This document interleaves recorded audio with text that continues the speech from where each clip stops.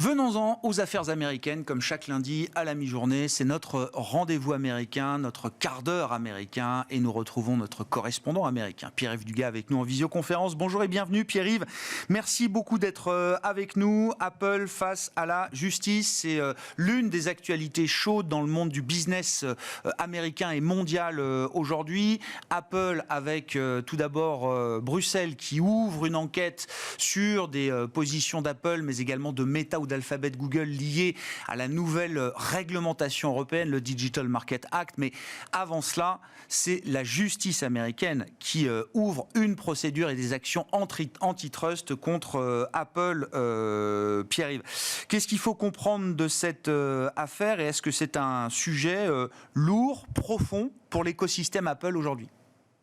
Oui, ce sont des questions qui vont être compliquées à résoudre. Apple se défendra bec et ongle. Apple affirme que le département de la justice a tout faux. D'abord, n'a pas compris la réalité des faits de son système de tarification dans l'Apple Store, que le département de la justice n'a pas compris quelle était la réalité de la concurrence, et que donc à la fois sur les faits et sur les remèdes envisageables, le département de justice se trompe. Alors, ce qui est frappant dans cette affaire, d'abord, c'est que les États-Unis, le département de la justice, qui agit sur instruction de la Maison-Blanche, intervient finalement assez tardivement et est en train de mettre à exécution une des promesses de Joe Biden dans sa campagne il y a plus de 3 ans. Et c'est d'autant plus urgent de la part du département de la justice de lancer cette procédure maintenant que précisément les Européens sont toujours en avance des Américains dans la pression qu'ils exercent sur ce que l'on appelle le big tech et qui donne une fausse impression de ce qu'est la réalité des géants de la technologie américaine. Les Européens, là je parle des consommateurs et des électeurs européens, on cherche à leur expliquer qu'il y a un cartel de la technologie américain et que ces entreprises sont en train de mettre la main dans la poche des consommateurs européens et de leur voler de l'argent. La concurrence qui existe entre Apple et Google et Meta Platforms et Amazon et j'en oublie est considérable.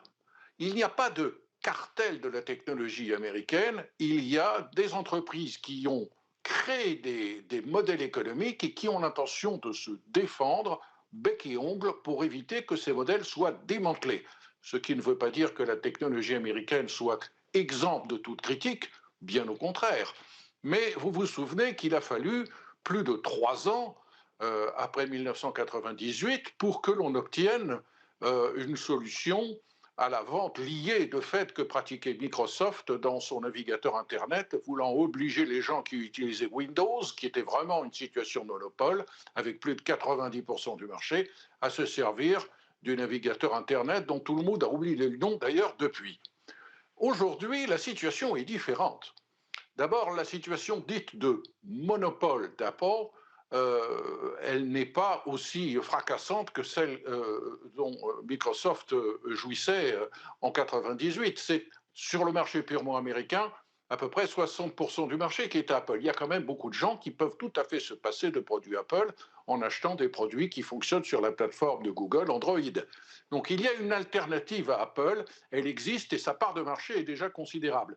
Le modèle de vente des applications sur la plateforme Android est également beaucoup plus ouvert et ressemble en fait à ce que le département de justice voudrait qu'Apple mette en place sur l'Apple Store. Et puis Apple est une société qui aujourd'hui est moins invincible qu'elle ne le paraissait encore il y a 1 an ou 2. Le cours d'Apple a plongé de 11% depuis le début de l'année, alors que le Nasdaq a gagné 9%. Pourquoi ? Parce qu'on se rend compte qu'Apple est probablement en retard dans le domaine de l'intelligence artificielle, et c'est ça le grand moteur de l'innovation et de la valorisation boursière depuis plus d'1 an maintenant. Apple a abandonné complètement tous ses efforts pour sortir un véhicule électrique, un véhicule autonome, et en termes de sortie de grands produits grand public, ce n'est pas son casque de réalité augmentée qui va vraiment séduire les foules au prix où il est vendu. On ajoute à cela le fait que ça se passe assez mal en Chine pour un nombre de sociétés américaines et que Apple est en situation concurrentielle très difficile face à la montée de produits chinois dans les smartphones qui sont extrêmement compétitifs, y compris pour les modèles les plus chers, les plus luxueux, compatibles avec la 5G. Contrairement à ce que l'on avait anticipé d'ailleurs du côté américain, les Chinois sont capables de faire de magnifiques smartphones de très très haute qualité pour concurrencer directement le haut de la gamme d'Apple. Apple ne va pas se laisser faire. Bon, Apple qui fait partie de ces 7 mercenaires ou de ces 7 magnifiques qui ont décroché avec Tesla. Alors Tesla doit être à moins 30 peut-être depuis le début de l'année, mais Apple est déjà sur un bon moins 10, moins 11, vous disiez, en termes de performance boursière.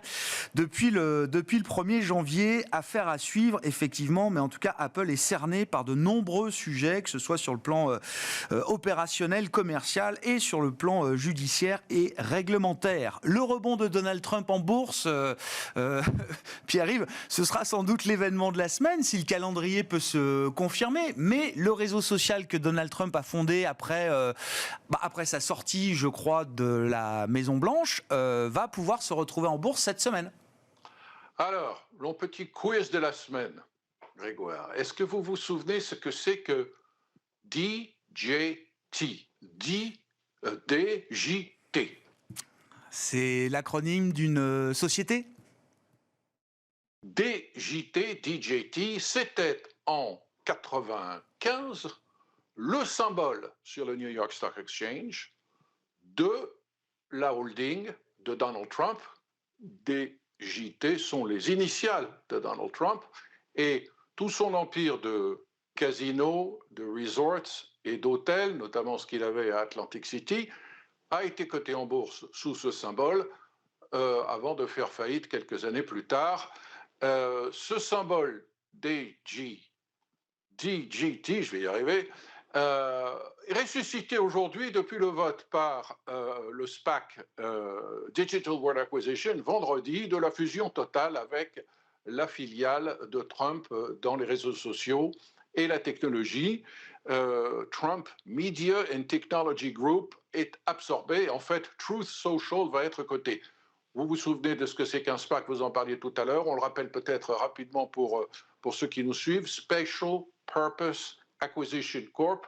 C'est une coquille qui n'est pas vide puisqu'elle est capitalisée, mais qui est cotée en bourse et qui va racheter rapidement une jeune pousse, ce qui va de facto permettre à une société qui n'est pas encore mûre pour être cotée, d'être cotée tout de suite par le biais de cette entreprise-là. C'est une manière d'accélérer la monétisation de l'innovation. Et ça peut poser un problème. Pourquoi? Parce que maintenant que de facto sera coté sur le Nasdaq Truth Social, la holding de Donald Trump, il va être assis sur une plus-value, disons en tout cas sur un matelas qui va représenter 79 millions d'actions dans sa société, à peu près valorisées vendredi dernier à 3 milliards de dollars. Mais, en tant qu'actionnaire principal de ce SPAC, il ne peut pas vendre ses actions tout de suite, à moins, bien entendu, que le conseil d'administration, qui est constitué de copains à lui, décide de lever les dispositions dites de lock-up qui empêchent à l'actionnaire principal de libérer toutes ses actions, en tout cas d'en libérer en partie pour gagner de l'argent. Il a besoin d'argent tout de suite, Donald Trump. Il a besoin de liquidité parce qu'il doit placer une caution de 484 millions de dollars aujourd'hui, parce que l'attorney de l'État de New York, Madame Laetitia James, procureur élu, procureur démocrate, estime que, comme il a perdu en première instance dans son procès sur la valorisation extraordinaire de son empire, il doit être sanctionné immédiatement sans attendre l'appel et qu'il doit donc poster cette caution de 484 millions de dollars. Or, il ne les a pas. Et il ne veut pas être acculé à vendre des buildings, à vendre des immeubles, à vendre des golfs, à vendre le fameux Trump Tower pour obtenir les liquidités nécessaires au versement de cette caution, d'où la possibilité de faire un coup par le biais du SPAC qui est désormais représentatif de son réseau social. Et le timing suffira, Pierre-Yves? C'est-à-dire que entre la tournée qui demande aujourd'hui les 400 et quelques millions de dollars pour ses obligations et sa caution, et le moment où le SPAC va pouvoir mettre en bourse ou créer la valeur pour Truth Social, il y a quelques heures, quelques jours d'écart qui peuvent jouer. Alors, ce qui peut rendre service à Donald Trump, c'est qu'il n'est pas question d'aller mettre des scellés sur le grand ascenseur en or qui descend du haut de la Trump Tower, en haut de la 5e avenue. La raison pour laquelle Donald Trump n'arrive pas, semble-t-il, à lever cette caution auprès des compagnies d'assurance qui sont dans ce business, c'est que ces dernières demandent du collatéral, elles demandent des gages. Et ces gages, c'est la valeur de bâtiments. Or, en ce moment, l'immobilier de bureaux aux États-Unis et à New York en particulier s'est effondré. Donc, il n'accepte pas ce type-là de collatéral. C'est ce que plaident avec les yeux mouillés de larmes les avocats de Donald Trump, et qu'il faudra donc trouver une solution alternative. Maintenant, Laetitia James ne peut pas saisir le bâtiment de Trump à Wall Street, elle ne peut pas saisir tout de suite le Trump Tower sur la 5e avenue.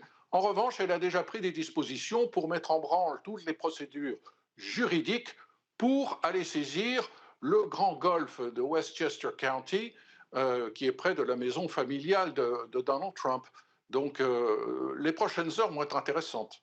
Bon, ben voilà, une semaine clé pour Donald Trump et sa fortune ou ses revers de fortune. Merci beaucoup Pierre-Yves. Pierre-Yves Dugas avec nous chaque lundi dans ce quart d'heure américain. Si vous nous suivez en direct entre 13h30 et 14h, donc le lundi, et que vous retrouvez bien sûr en replay chaque semaine sur bismart.fr ou encore en podcast sur l'ensemble de vos plateformes préférées. Voilà donc pour cette édition de la mi-journée du lundi. On se retrouve à 17h en direct pour la grande édition de Smart Bourse sur Bismart TV.